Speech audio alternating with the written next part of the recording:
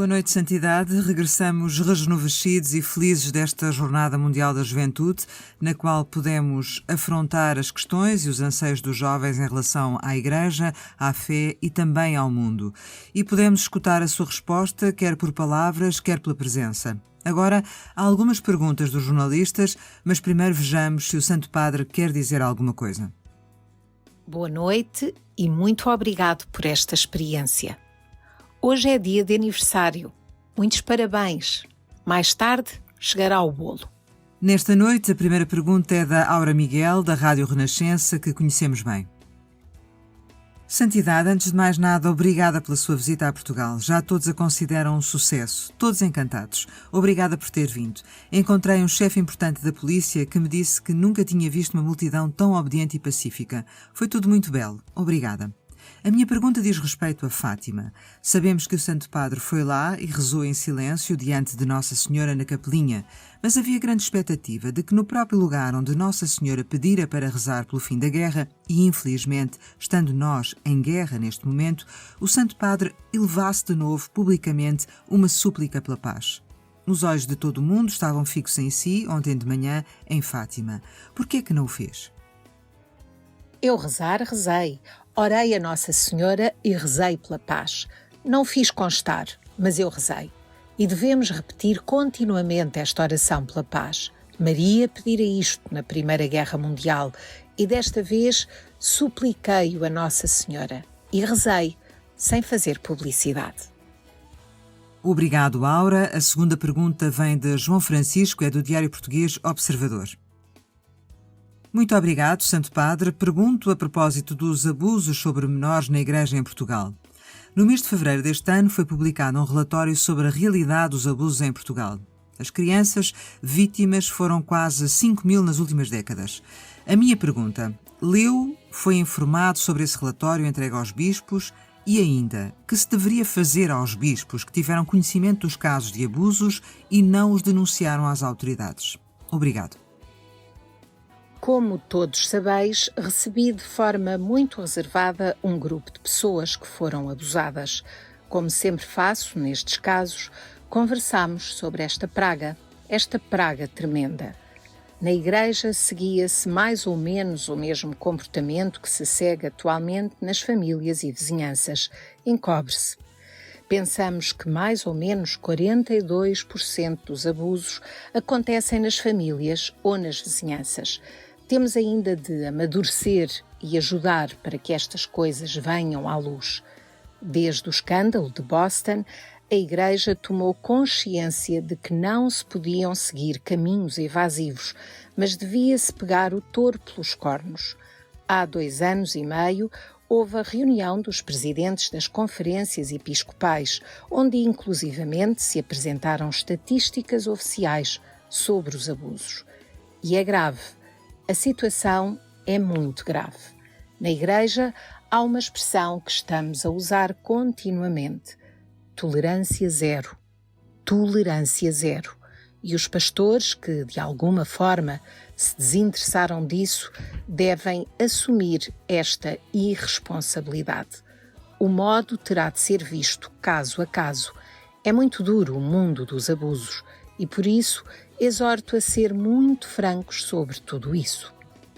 Quanto à questão, como se está a desenrolar o processo na Igreja Portuguesa, está a andar bem. Está a andar bem e com seriedade, busca-se a seriedade nos casos de abuso. Por vezes os números acabam por ser exagerados, inclusive pelos comentários que sempre gostamos de fazer, mas a realidade é que está a andar bem e isso dá-me uma certa tranquilidade. Gostaria de tocar um ponto e peço aos jornalistas para cooperarem nisto. Hoje em dia, temos um telemóvel? Pois bem, em qualquer um destes telemóveis, pagando e com uma password, tem-se acesso ao abuso sexual sobre menores. Isto entra nas nossas casas e o abuso sexual sobre menores é filmado em direto. Onde se filma? Quem são os responsáveis? Esta é uma das pragas mais sérias em todos os sentidos. Quero, porém, destacar isto porque às vezes não nos damos conta das coisas serem tão radicais. quando se usa uma criança para fazer espetáculo de um abuso, chama-se a atenção. O abuso é como comer a vítima, ou pior, feri-la e deixá-la viva. Falar com pessoas abusadas é uma experiência muito dolorosa e, contudo, faz-me bem, não pelo gosto de ouvir, mas porque me ajuda a assumir este drama. Assim, à tua pergunta, eu diria quanto ficou dito. O processo está a andar, estou informado do modo como correm as coisas. Nas notícias pode-se ter exagerado a situação real, mas as coisas estão a andar bem. Entretanto, digo-vos, de qualquer modo, ajudai. Ajudai para que todos os tipos de abuso possam ser resolvidos. O abuso sexual, mas não é o único. Existem ainda outros tipos de abuso que bradam ao céu. O abuso do trabalho infantil, o abuso do trabalho com crianças, o abuso das mulheres. Ainda hoje, em muitos países, se recorre à operação cirúrgica nas meninas para a excisão do clitóris, mas faz-se também com uma simples navalha de barba. Uma crueldade. E temos o abuso do trabalho, ou seja, para além do abuso sexual, que é grave, existe tudo isto. É uma cultura do abuso que a humanidade deve rever e da qual tem de se converter. Obrigado, Santidade. A próxima pergunta, a terceira, é de Jean-Marie Ganoir, do Le Figaro, um velho amigo. Santo Padre, como está? Quanto à saúde, como está a decorrer a sua convalescença? Houve 5 discursos que não leu, ou leu apenas pequenas partes, e isso é uma coisa inédita nas viagens. Porquê? Teve problemas nos olhos, cansaço, textos demasiado longos? Como é que se sente? E se me permite também uma pequenina pergunta sobre França. O Santo Padre vai a Marselha e a França está feliz, mas nunca visita a França e o povo não compreende. Talvez por ser pequena, mas não o suficiente, ou o Papa tem algo contra a França? A minha saúde está bem. Tiraram-me os pontos, levo uma vida normal, trago uma faixa que devo usar por 2-3 meses para evitar eventual eventração até os músculos ficarem mais fortes, mas estou bem. Quanto a esta vista, naquela paróquia cortei o discurso porque havia uma luz à minha frente que dava sobre mim e eu não podia ler, por isso cortei. Alguns de vós perguntaram, através do Mateu, o motivo por que encurtei as homilias que tinha. Quando falo, não me refiro às homilias, estas quando são académicas, tento deixá-las mais claras. Sempre quando falo, procuro conseguir comunicação, vistos que, mesmo numa homilia académica, faço qualquer piada, qualquer graça, faço para assegurar a comunicação. Com os jovens, os discursos longos continham o essencial da mensagem e de lá extraía as minhas palavras conforme sentia a comunicação, vistos que fazia qualquer pergunta e o eco indicava-me como estavam as coisas, se a minha impressão estava errada ou não. Os jovens não conseguem estar atentos muito tempo. Pensei que se tu fizeres um discurso claro, com uma ideia, uma imagem, uma palavra de afeto, conseguem acompanhar-te por 8 minutos. Aliás, na primeira exortação que redigi, a Evangelii Gaudium, escrevi um longo capítulo sobre a homilia. Porque as homilias, aqui está um pároco e ele sabe disto, às vezes são uma tortura, uma verdadeira tortura. Fala-se, blá, blá, e o povo sofre. Em algumas terras, os homens saem para fumar um cigarro e voltam. A Igreja deve mudar neste aspecto da homilia. Deve ser curta, clara, com uma mensagem clara e afetuosa. Este é o motivo por que interpelo os jovens e os faço falar. A ideia estava lá, mas encurtei, porque preciso de fazer passar a ideia com os jovens. É tudo. E passemos à França. Estive em Estrasburgo, irei a Marselha, mas a França não. Há um problema que me preocupa, é o problema do Mediterrâneo. Por isso vou à França. É criminosa aquela exploração dos migrantes. Aqui na Europa não, talvez por sermos mais cultos, mas nos campos de concentração do norte da África, Recomendo-vos uma leitura. Existe um livrito pequeno, escrito por um migrante, que para chegar da Guiné à Espanha, penso que gastou 3 anos, porque foi capturado, torturado, escravizado. A condição dos migrantes naqueles campos de concentração do norte da África é terrível. Ainda na semana passada, a Associação Mediterrânica Saving Humans estava a trabalhar para resgatar os migrantes que estavam no deserto entre a Tunísia e a Líbia porque tinham-nos abandonado lá a morrer. O tal livro chama-se Hermanito. Em italiano tem como subtítulo Fratellino e lê-se em 2 horas. Vale a pena. Lede-o e vereis o drama dos migrantes antes de embarcar. Os bispos do Mediterrâneo farão este encontro, inclusive com alguns políticos, para refletir seriamente sobre o drama dos migrantes. O Mediterrâneo é um cemitério, mas não é o maior. O maior cemitério é o norte da África. Aquilo é terrível. Lede-o. Vou a Marselha para isso. Na semana passada disse-me o presidente Macron que tem intenção de vir a Marselha. Ficarei lá dia e meio, à tarde, quando chego, e o dia seguinte completo. Então não tem nada contra a França? Absolutamente não. A minha política nisto, estou a visitar os países europeus pequenos. Os grandes, Espanha, França, Inglaterra, deixo-os para depois, para o fim. Mas por opção comecei pela Albânia e por aí adiante. Os pequenos. Não tenho nada contra a França. Visito 2 cidades, Estrasburgo e Marselha. A próxima pergunta, a 4ª, vem de Anita Ischbeck, da Agência Católica Alemã de Notícias. Tem a palavra, Anita. Santo Padre, em Lisboa disse-nos que na Igreja há lugar para todos. A Igreja está aberta a todos, mas ao mesmo tempo nem todos têm os mesmos direitos e oportunidades, no sentido em que, por exemplo, mulheres e homossexuais não podem receber todos os sacramentos.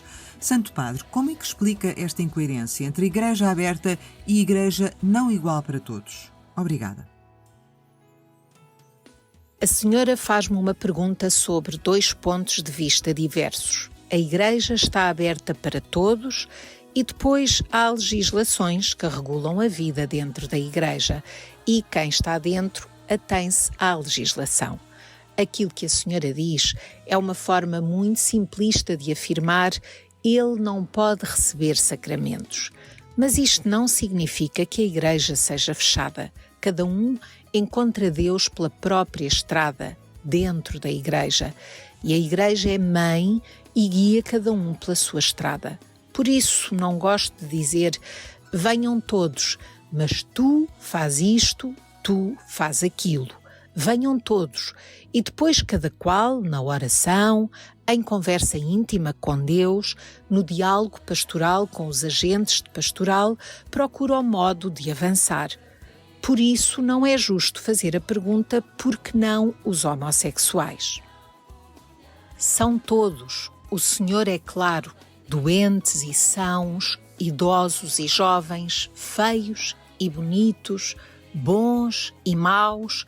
Parece haver uma visão que não compreende este anúncio da Igreja como mãe e concebe-a como uma espécie de empresa, onde tu, para entrar, tens de fazer isto, proceder desta forma e não de outra. Caso diverso é a ministerialidade na Igreja, que é um modo de conduzir o rebanho. E uma das coisas importantes na ministerialidade é a paciência, acompanhar as pessoas passo a passo no seu caminho de amadurecimento. Cada um de nós tem esta experiência. A Igreja-mãe acompanhou-nos e acompanha-nos no próprio caminho de amadurecimento. Não gosto da redução, não é eclesial. Isso é gnóstico, é como uma heresia gnóstica que está hoje um pouco na moda, um certo gnosticismo que reduz a realidade eclesial a ideias, e isto não ajuda. A Igreja é mãe, acolhe todos e cada um percorre a sua estrada dentro da Igreja sem fazer publicidade, e isto é muito importante. Obrigado pela coragem de fazer esta pergunta. Obrigado. Uma coisa que ele me pergunta foi como eu vivi a Jornada Mundial da Juventude. É a quarta que vivo. A primeira foi no Rio de Janeiro, que foi monumental, à brasileira, linda. A segunda em Cracóvia, a terceira no Panamá. E esta é a quarta. Esta foi a mais numerosa. Os dados concretos, reais, eram mais de 1 milhão. Aliás, na missa de hoje e na vigília da noite, calculava-se 1.400.000 ou 1.600.000. São dados do governo. Era impressionante o número. Bem preparada. Dentre as que já vi, esta foi a mais bem preparada. E os jovens são uma surpresa. Os jovens são jovens, fazem brincadeiras, a vida é assim. Mas procuram olhar para a frente. Eles são o futuro. A questão é acompanhá-los. O problema é saber acompanhá-los e fazer com que não se separem das raízes. Por isso insisto tanto no diálogo entre idosos e jovens, avós com netos. Este diálogo é importante, ainda mais importante que o diálogo entre pais e filhos. Com os avós, devem-no fazer, porque lá agarram as raízes. Depois, os jovens são religiosos. Procuram uma fé não invasiva, uma fé não artificial nem legalista, mas um encontro com Jesus Cristo. E isto não é fácil. É uma experiência. Diz-se, mas os jovens nem sempre vivem segundo a moral. Quem de nós não praticou um erro moral na própria vida? Todos. Com um dos mandamentos quaisquer, cada um de nós tem as suas quedas na própria história. A vida é assim. Mas o Senhor sempre nos espera, porque é misericordioso e Pai, e a misericórdia ultrapassa tudo. Para mim a jornada foi belíssima e hoje, antes de tomar o avião, estive com os voluntários que eram, sabes quantos eram? 25.000. 25.000, com uma mística, um engagement que era verdadeiramente lindo. Lindo. Era isto que desejava dizer sobre a Jornada da Juventude.